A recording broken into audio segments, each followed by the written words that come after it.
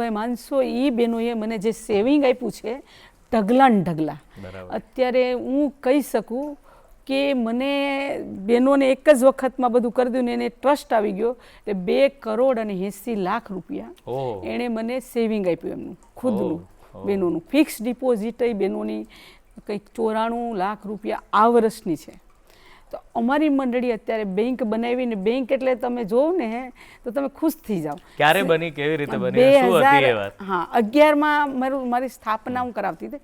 12ની અંદર રજીસ્ટ્રેશન કરવા માટે હું ગઈ તો તરત તો ન આપી દે, કેમ કે ત્યાં કોડીનારની અંદર છે ને કોઓપરેટિવ સેક્ટર બહુ છે. તમે જો તો બેંક કોઓપરેટિવ છે, સુગર ફેક્ટરી કોઓપરેટિવ છે, સંઘ કોઓપરેટિવ છે, પેટ્રોલ પંપ કોઓપરેટિવ છે.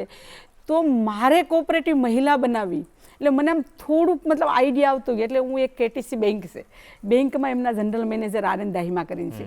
તો એમને મળી તો એને મને એટલું બધી દીકરી તરીકે થઈને મને કે મોતીબેન એનો બાયોલોજ છે ને તો આ રીતે તમે બનાવો. તો મેં કીધું બાયોલોજ બનાવવા માટે મારે બધા એના નીતિ નિયમો મને કંઈ ખબર નથી પડતી. તો એણે મને થોડુંક આપ્યું ને એ પછી જ મારા ગામની અંદર એક ભાઈ હતા મહેશભાઈ, એમની બાજુમાં બેસી અને એને મને આખો બાયોલોજ બનાવી દીધો.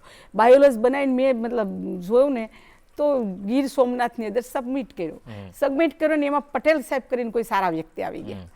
એણે સારા વ્યક્તિ મને જોઈ અને એમ કે આ છોકરી બહુ બધીમાં રખડે તો એને બેટર છે કે એને આપણે રજિસ્ટ્રેશન મતલબ જોડી દઈએ ને વ્યવસ્થિત રીતે એનું કામ ચાલુ કરવા માંડીએ. મને તો એને તરત રજિસ્ટ્રેશન આપી દીધું એપ્રિલ મહિનાની 12 તારીખે. ને મેં તો તમે જોવો ને તો બેંક એવી મસ્ત બનાવી ને અમારી ખુદની જગ્યા, બહેનોની જગ્યાએ. ને જો તો અંદર તમે ક્યારેક આવો ને તમે ખુશ થઈ જાઓ કે બેંકમાં કર્મચારીમાં બધા મંત્રી બેન, બેંક મેનેજરમાં બેન છે એ મેનેજરમાં, સપોર્ટેડ સ્ટાફમાં પણ મેનેજરમાં, આટલી સમરી બનાવતી પણ બેન, મતલબ સુપરવાઇઝર એ બેન, ગામડાની અંદર કામ કરતી બેન.